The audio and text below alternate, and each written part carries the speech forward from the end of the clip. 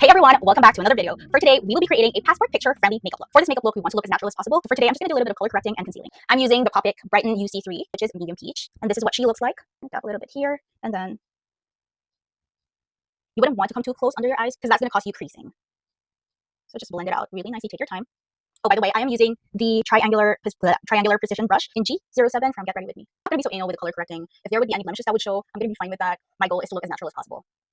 So here, on the sides of my nose, using a little bit of the Maybelline Fit Me Spot Rescue Full Coverage Concealer, I'm going to try to conceal these blemishes a little bit. Taking my Pony Effect Hyper Protection Setting Spray, I'm just going to set my whole face. I didn't do a full base, but I still want to set the product I've already put on my face. Drying my setting spray with a dustpan. Now onto the brows. Just quickly brushing up my eyebrows. Taking Sunny's Face Lifebrow in shade Black Brown.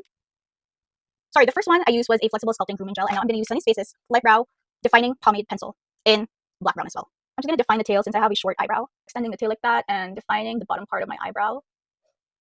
Eyebrows are done. Let's move on now to the eyeshadow. And I will be using Sunny's Face's Eye Crayon in the shade Earth. We just want a little bit of definition on the eyelid. Okay. I think that's good. We're moving on to the blush. For today's blush, I'll be using by Cosmetics or Mochimo Soft Bouncy Blush in the shade Whipped Berry. Guys, so this is a friendly reminder that whenever you're having a government ID photo taken, please, please, please go easy on the blush. I had an experience when I had my national ID photo taken. I had a fairly huge amount of blush on my face and it didn't register well on the photo. I'm gonna live with that for the rest of my life because that's the national ID.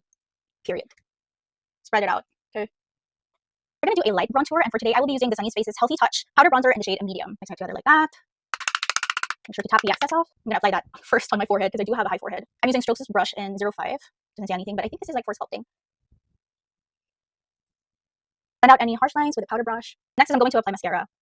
I'm using the Etude House Curl Fix Mascara in the brown shade. I really like using brown mascara for any natural makeup look because it doesn't look too harsh. Although, you know, a black mascara is quite dramatic, but for an everyday natural makeup look, I would prefer to use a brown mascara. See? It looks so nice. Doesn't look too harsh. Before we powder, let's put a little bit of tint on our lips. I'm using the Colourtint Multi-Use Soft Matte Tint in the shade Bonnie, which is my favorite shade as of the moment.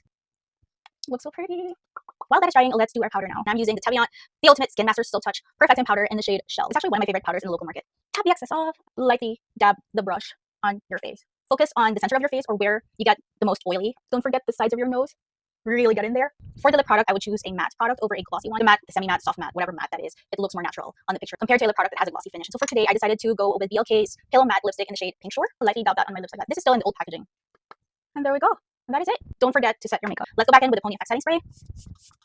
Last but not least, we're using the MAC Prep Plus Prime. Last but not least, we're using the MAC Prep Plus Prime. The MAC Prep Plus Prime Fix Plus Spray, which I've decanted in this bottle because it has a nicer nozzle. And so I'm just going to spray that all over my face as well to seal everything in. And that is it, you guys. This is the final look of our passport picture friendly makeup look. What do you guys think? Thank you so much for spending your time with me, and I really hope that you enjoyed watching this makeup tutorial as much as I did. And I'll see you guys next time. Bye!